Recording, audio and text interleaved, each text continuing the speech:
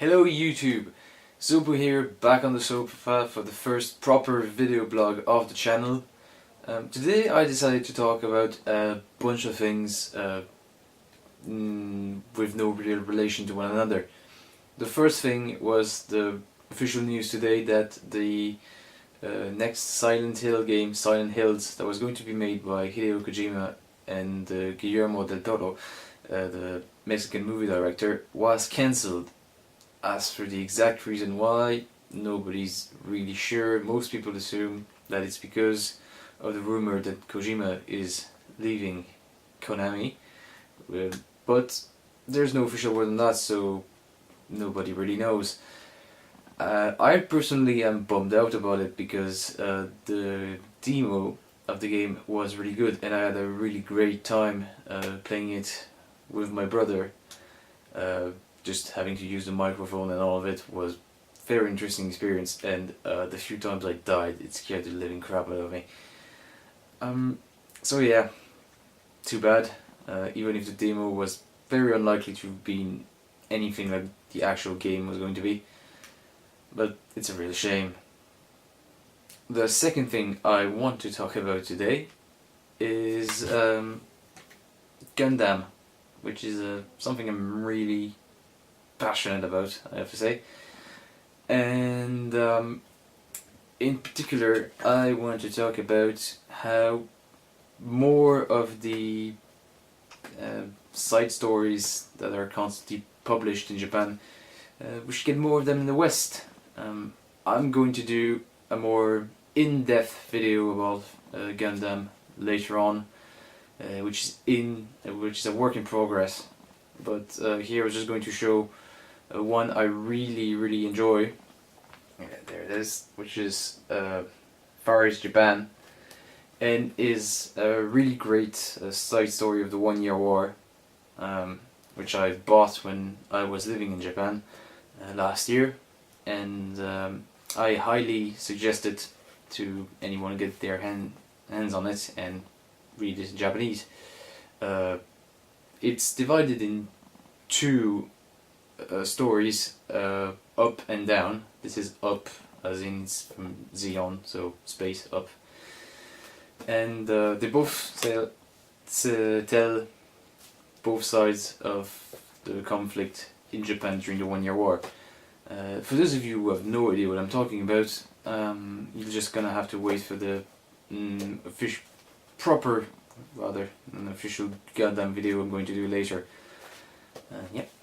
And the last thing I wanted to talk about today was some proper literature, which is this guy, which is this, you can read French, which is Les Rois Maudits. In English that would be The Accursed King, which, as some of you may know, is the story that influenced George R.R. Martin the most when creating Game of Thrones and A Song of Ice and Fire, and which is the reason I decided to read it. I'm reading it in French because that's being the language it was written in, and since I can actually read it, it felt more right. Just a quick synopsis is that it's the story of French King Philip the something, more commonly known as Philippe le Bel in French, which in English would be Philippe the Beautiful, the Handsome. I'm not quite sure how they translated that. And how basically his family line died very quickly after he had all the Templar Knights killed. So yeah, it's not really fantasy, it's historical fiction, and it's pretty damn good, I have to say, so I just wanted to suggest it. They're all available in English now. I think not very recently only the series got proper English release in full, but yeah, it's really good, and it's not actually that long. It's technically originally 7 books, but there were several small books. This one big one is actually all of it, and it's about in French it's at 1,300 pages and something. So I assume in English it'd probably be a bit smaller, as when translating things from English to French, and vice versa. English tends to be shorter because of various linguistics reasons that I studied in college, and I don't really feel like explaining now. But gist of it is, English has more words to explain things than French. Easiest example I can think of is how French doesn't have a word for cheap. We have to say things that are less expensive. And yeah, so this is all I'm really going to talk about today.